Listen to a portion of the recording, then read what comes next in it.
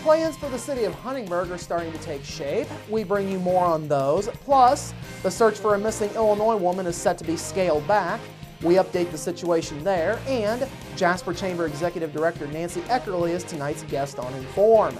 All of that and much more is coming up next here on the 18 WJTS News.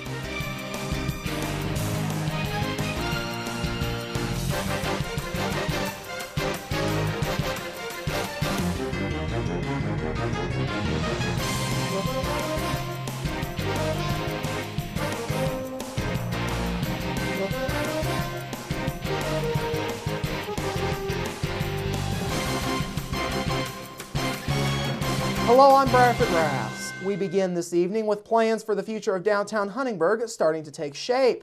In front of a packed house at Old Town Hall last night, Matt Roof of Indianapolis-based Development Concepts Incorporated presented a first draft of the city's downtown revitalization project. Development Concepts is working in conjunction with Commonwealth engineers to complete the plan.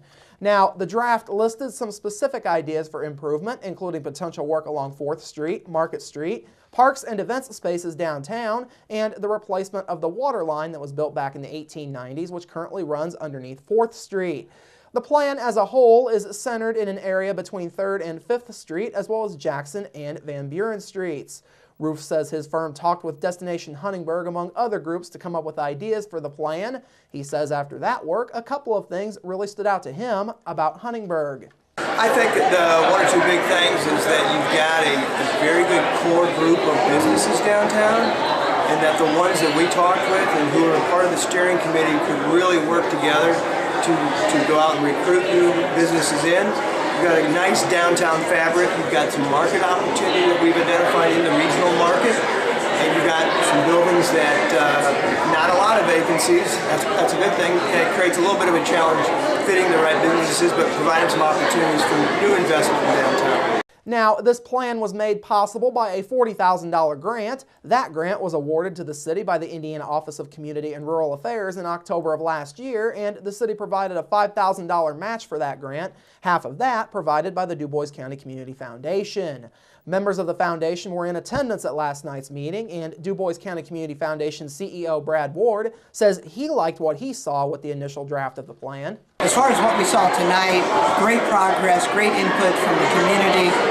Very much appreciated the leadership of the mayor and his development team. I think they are off to a great start. The large crowd was also given an opportunity to ask questions at the end of the presentation, and comment cards were made available for folks to leave their suggestions and comments on the draft.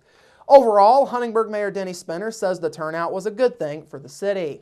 I was very, very pleased with the turnout. It shows that there's people that are very passionate about our downtown, and they want to see improvement and plans to succeed. So the turnout tonight was a little bit beyond what we really expected, which is tremendous. Spinner says last night's meeting was not the final opportunity for folks to chime in on the work being done. He says there are more public meetings that will be held in the future as more drafts of the plan get done. Spinner says once all of those drafts are done and meetings held, the plan will head to the Huntingburg City Council to be considered for adoption. The search for a missing Illinois woman who was swept away by Pike County floodwaters late last month has been scaled back and will now take on a different path. Indiana conservation officers say it is presumed that 31-year-old Catherine McGill of Des Plaines, Illinois is drowned. Several area rescue agencies from Pike and Davies counties joined conservation officers in a week-long search last week that utilized boats, heavy equipment, search dogs, and even a remote operating vehicle. Conservation Officer Joe Haywood says they have cleared the area where they thought McGill might have ended up. He says several personal items of McGill's that had been swept away from the truck had been found, and they searched that area where they were found. Haywood says officers believed that McGill wound up in the main channel of the river. Now, McGill has been missing since a week ago Sunday when Indiana conservation officers say at about 7:45 that morning, waterfowl hunters saw a vehicle driven by Adam McGill go southbound as it attempted to navigate floodwaters along State Road 257 at the Pike and Davies County line. The vehicle was swept off of the roadway, and conservation officers say the hunters drove their boat to the area where they had last seen the vehicle. Conservation officers say the couple then got out of the truck and tried to go back to shore. The hunters were able to pull Adam from the water, but again, Catherine was never found. Haywood says volunteers may continue to do foot searches in the area on weekends. He says conservation officers are also planning to do some boat patrols in that section of the river. Local authorities are warning folks to be wary of a scam involving a local business. Deputies with the Dubois County Sheriff's Department say a resident recently got a call from a man claiming to represent an unnamed local caterer. The scammer told the resident that the purpose of his call was to confirm the method of payment for an order the resident had placed and to get credit card information.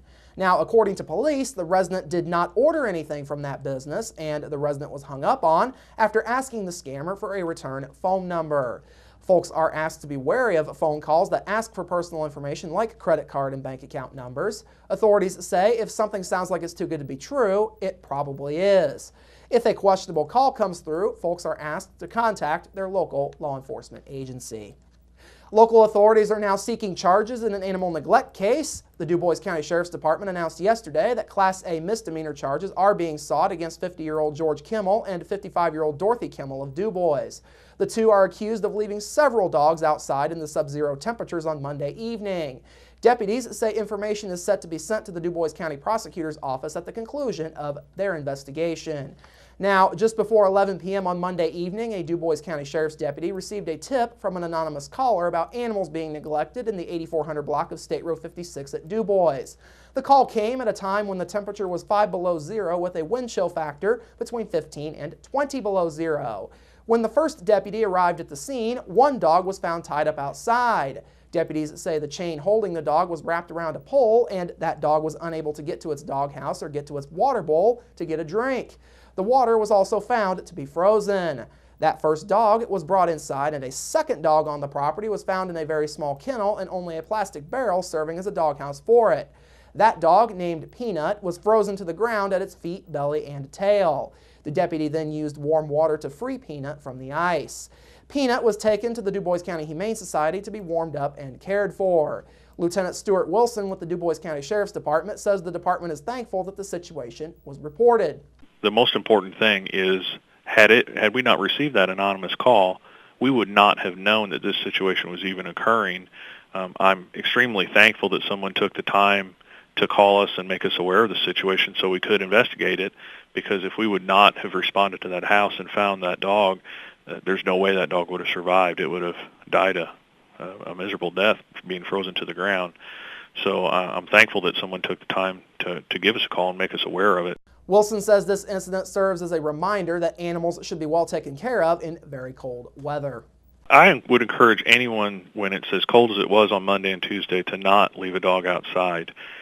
However, by default, you're not neglecting your animal by leaving it outside. If you must leave your animal outside, certainly make sure that if there's a doghouse, that the door is faced away from the wind. Make sure there's straw or some sort of bedding. Make sure there's a windbreak, and probably most importantly, make sure that the dog has water that they can drink. The water freezes extremely quick. Now, the Humane Society is currently working to get the owners to give up other dogs at the property that were not being actively neglected.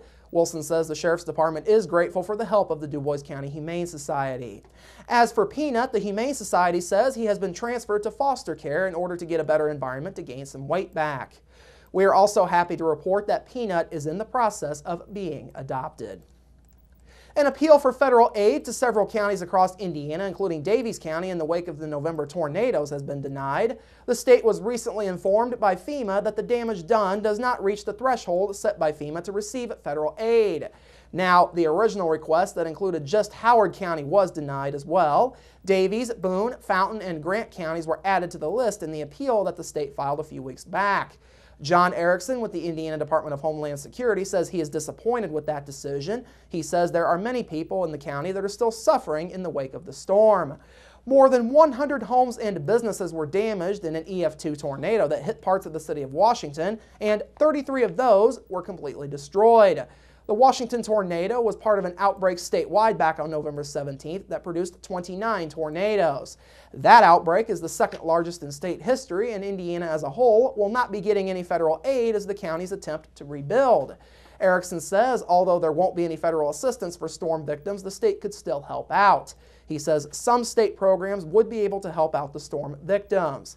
Now, the state is still getting ready to file a request for disaster aid for public agencies who responded in the wake of the tornadoes.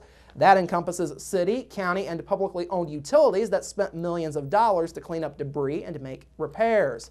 There is no word as of yet when the state plans to file that application. Finally this evening, the Jasper Chamber of Commerce and the Rotary Club of Jasper are set to host a special ceremony later this month. The Dubois County 2013 Year in Review Luncheon is set to be held on Thursday, January 30th at the Center for Technology, Innovation, and Manufacturing on the Vincennes University Jasper campus. That event is set to go from 11:30 a.m. to 1 p.m. The public is invited to attend, and representatives of Dubois County-based media will participate in the event and will be listing off the top 12 sporting events and top 12 news events of 2013. Top stories will be set by events submitted from members of the local media. Those interested in attending should RSVP by January 22nd to the Jasper Chamber of Commerce, and that can be done by calling 482-6866. The cost to attend the luncheon, $10. All right, coming up after the break, your local forecast, sports with Kurt Gooksell, and Inform featuring Jasper Chamber Executive Director Nancy Eckerly. That's all up next here on the 18 WJTS News. Local people watching local people.